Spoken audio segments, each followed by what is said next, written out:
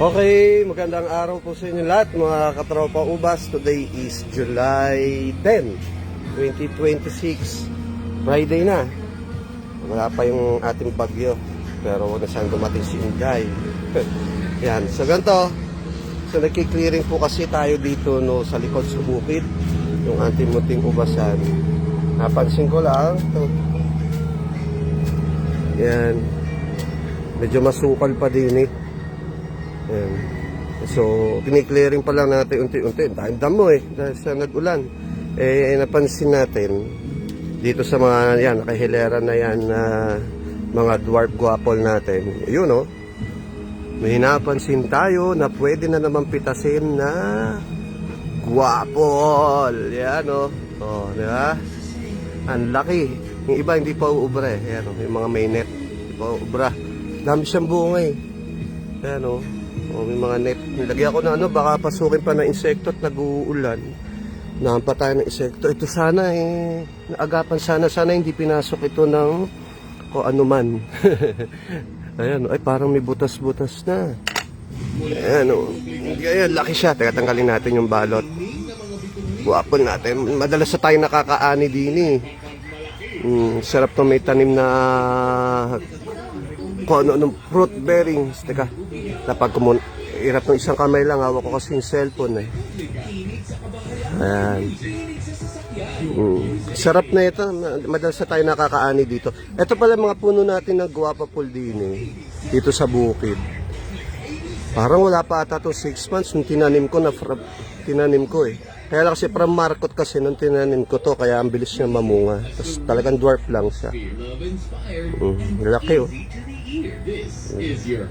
Pero kung minsan kapag sinasosobra ng laki, pinapasok na ng hayop yung loob. Pero ito hindi naman siguro kasi naagapan natin na tawag doon. Nalagyan na natin siya ng net. Yan. So, paano ba natin to? Kagatan ko nga to. Kagatan natin, teka. Video natin. Pero pipitasin na natin to. Yan. Kaya punasan na natin ng bahagya. Para wala yung mga alikal-alikal pa. Ayan o. Ayan na. Malagot ko na. May kagat na. Nakatuwa naman. Ayan o. Yung camera natin dulo. Ayan, ang ating guwapa ball na may kagat. Ayan. Natagalin natin itong mga dahon-dahon para mag-screenshot natin, makuha natin tamang picture. Ayan. Guwapa ball. Ha? Kapitasin ko na. Pitasin na natin ito si guwapa ball, diba? Sa tangkay na natin pitasin. Ay, yun. Tanggal na. Okay. Ayan ang ating guava pol, ha? Nalo. Laki. So may makakain na naman tayong guava pol. Ayan, talagang kinagatan ko na, oh. Okay. Sa susunod yan, oh. Ang dami pa tayong makukuha dito pa nagsilaki yan na tumayan, mga nakanet. Mga bunga yan, eh. Oh. Pa. Oh. Yan. So after natin maglinis-linis ng bahagya dito, kakain na tayo ngayon ng guwapa po. Yan, yung mga ubas natin ditong extension dito sa likod na ginawa ng timuting ubasan. Ayan, mga nasa trellis na sila, naglalaki yan na. So hopefully this coming December or January mapabunga na natin lahat ito ngayon.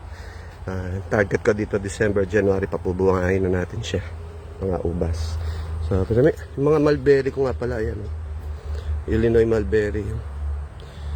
Tapos yung mga nandun sa may kawayan na yan, pailera, tinetrain ko siya na nakahiga siyang ganyan yung mulberry. Prinuning ko yun eh.